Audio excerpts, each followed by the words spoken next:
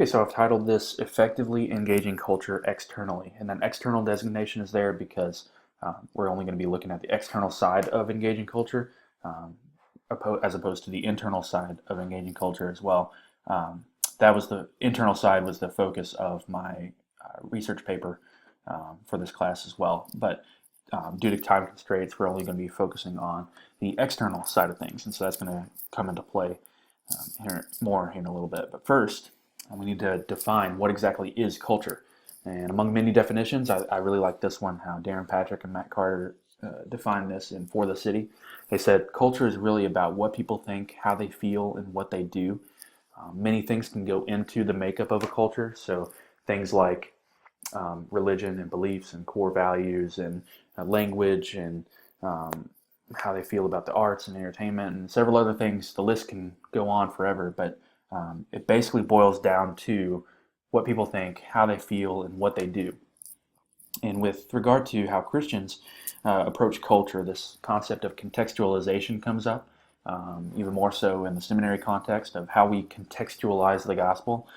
So, what is contextualization? Well, I listed a few, I think a couple in the handout, but the best definition I found was from Steve Timmis, and this comes from the lecture that he was recorded in a couple weeks ago. He says this: contextualization is not about making the gospel relevant, but about demonstrating its relevance in the context you're in. So it's not about us making the gospel relevant through something that we say or something that we do, but it's about us demonstrating that the gospel is relevant in whatever context that we are ministering in. And so, what is the problem that comes with engaging culture, with contextualization? Well, if we want to effectively engage culture in general, this idea of culture, and specifically the various cultures that make up our communities and our context that we're ministering in, we have to take this twofold approach, and that's through internally engaging culture and externally engaging culture. And again, the external side of this is what's going to be primarily focused on in this project, but the internal side will be looked at real briefly right now, just to give some context and background. So, with internally engaging culture, we address this question of how do we effectively foster a biblical culture internally within our church. And this involves, first of all, identifying these biblical essentials that make up what a church culture is supposed to look like.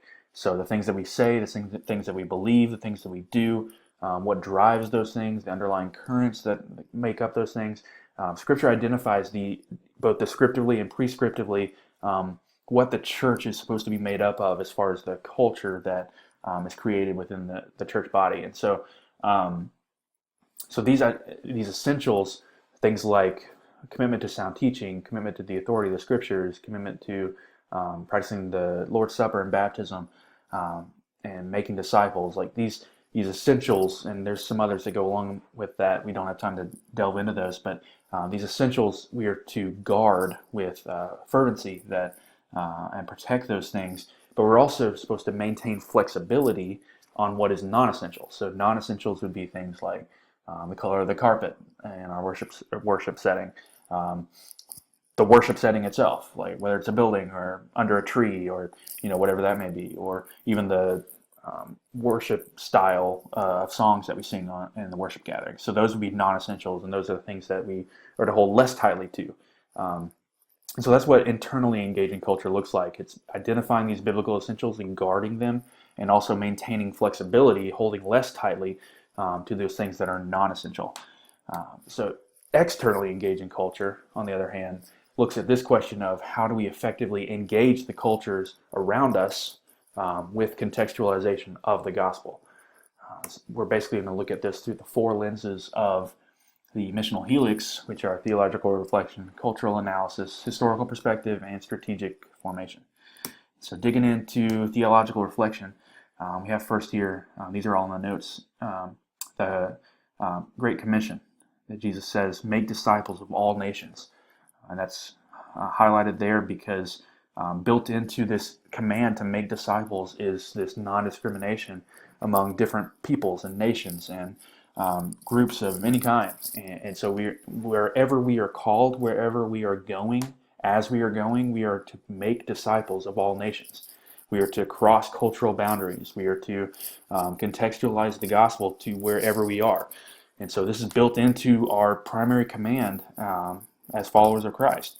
And so we see this in this command that we are to obey, and then we also see the assurance of this goal of making disciples of all nations coming to fruition in this glimpse of heaven that we see in Revelation 7:9, where he says this, "After this I looked and beheld a great multitude that no one could number, from every nation, from all tribes and peoples and languages, standing before the throne."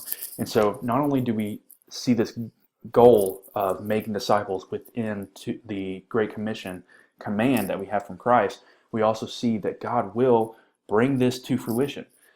That people from every nation, all tribes, all peoples, all languages, all cultures that are in the world will be represented before the throne in heaven. And so this should spur us on to trust in the power of the gospel for salvation, to trust that God is sovereign and He's going to bring to fruition what He calls us to do. And so these things should encourage us for sure in our ministry. And then talking about contextualization, Paul's ministry was filled with examples of this, but this is one of the most clear examples that I think he has in looking at these two instances of him proclaiming the gospel in both Acts 17 and Acts 21 and 22. And we're not going to turn there and look at these in depth right now, but I encourage you to do that. But basically, what is identified here is this difference in his approach. So in each of these instances, he ends with the same goal. He ends with the integrity of the gospel message proclaimed. He doesn't compromise this message of the gospel, but he starts at two different points.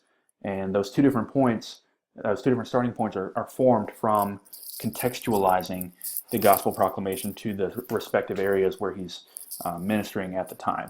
And so we see this balance of Paul in contextualizing the gospel message while also not compromising the integrity of the gospel message in the process. And so we are to emulate this as well.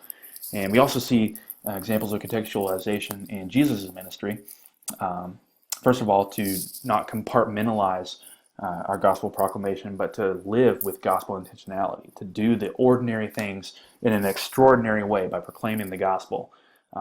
And so we look at Jesus' ministry, and it contained these elements of, first of all, he embodied the love and the compassion of the gospel message by doing these various acts of mercy ministry and hospitality that we are to emulate. We are to know the people that we're ministering to, the context that we're in, and to know their needs and to reach out to them by meeting these physical and material needs. But like Jesus did, we are to go beyond that. He had also addressed the true heart need of the people, not just these physical and material needs. For instance, he said he gave the people bread, but he didn't just give them physical bread. He also said to them, "I am the bread of life." And so he always pointed them to their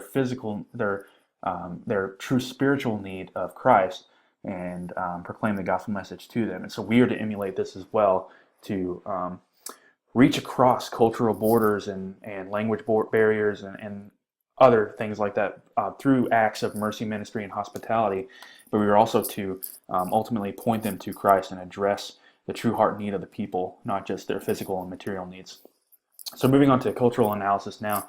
From this point on, we're going to be looking at more of a case study of sorts with the context we're in. We're planting a church in Clarkston, Georgia, which is just on the outskirts of the metro Atlanta area.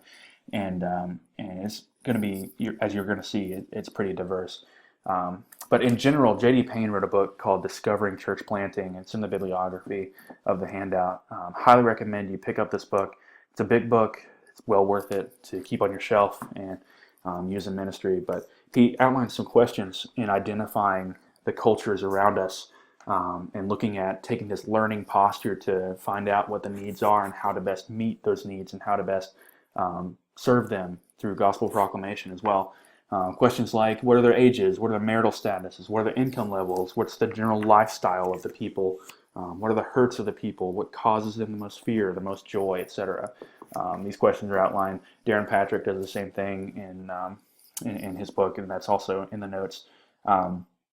But regardless, so knowing the context that we're in and analyzing the culture of the context around us is very important and vital to better proclaiming the gospel. And so identifying Clarkston, specifically in our context, this is what the numbers look like. In a general 1 square mile area, there is 52% of the population English speaking. That's compared to 79% on the nationwide average. There's almost 81% non-white population here in Clarkston versus just 25% nationwide. Clarkston High School, this is very profound. Over 1,500 students are enrolled. 97% are minority population. Only 66% of the students are proficient in English. 32% you see are foreign born, and over 40 countries represented, 60 languages spoken. This is just a very diverse area. The minorities are very prevalent here. In fact, I am part of the minority here, being of Caucasian descent, and so that's very overwhelming to look at, but it's also encouraging in the sense of it's so diverse here, and it's beautiful to see the gospel flourishing where it's flourishing here, and to see that. So that's what the culture looks like in Clarkston. How did it get there is the topic of historical perspective. So Clarkston shot up as one of the first true suburbs of Atlanta Metro due to its growth, due to the growth of the railroad industry. And so the demographics were almost entirely Caucasian at this time. But by the 1990s, the State Department and others chose Clarkston as an ideal site for refugees and resettling those refugees from other countries. And so because of this resettlement, there was a great white flight movement as more peoples were resettled in the Clarkston area. And so by the 2000s, you see their local high school had the demographics that we just looked at. There's a local mosque down the road from us that it says here in the quote, 800 worshipers. I think it's grown to over 1,000 now. On a weekly basis, there's 1,000 people worshiping at this mosque. You drive by it and it looks just like a house, but 1,000 people are worshiping there. Across the street from that is a Buddhist temple that people meditate at. And so it's just a diverse area that became diverse through a very quick process. And so that's what that looks like. That's how Clarkston got to be how it is today. And so now we move into the strategic formation side of things, these basic applications that we can draw from this. First of which is to know the context that we're in. So asking these questions that J.D. Payne proposes and that Darren Patrick proposed, the head, heart, hands questions of to get to know our communities and to get to know the context and the culture, how they came to be, how they what their worldview is, etc. So we can know how to better proclaim the gospel to them and to better meet their needs physically and materially as well. And proclaim the gospel more effectively to them. Second of which is to engage the context that we're in individually, to live with gospel intentionality, to be watchful for these rhythms, as Dahadi said earlier in the semester, and intersections in life that we can live in our ordinary, everyday things in an extraordinary way with gospel intentionality. And so we are to do that individually as well. And we're also to do that on the corporate level. Jesus says in John 13 that the world will know us by how we love one another. In 1 Corinthians 11 through 14, Paul addresses the Corinthian church in their corporate gatherings, how they're to proclaim the gospel in everything that they do, including in how they worship with one another. And so we are to engage the context externally by how we engage the context internally as well. That's outlined more clearly in the notes. What one specific application among many that we're thinking through as a church on how we do this well in our community is to intentionally look for people who are in these diverse groups who we can train and pour into and invest so that we can empower them to be sent out and do what we can't do as effectively as they could. So that's how We are looking at this among many ways and hope to continue to grow in that ourselves as a church.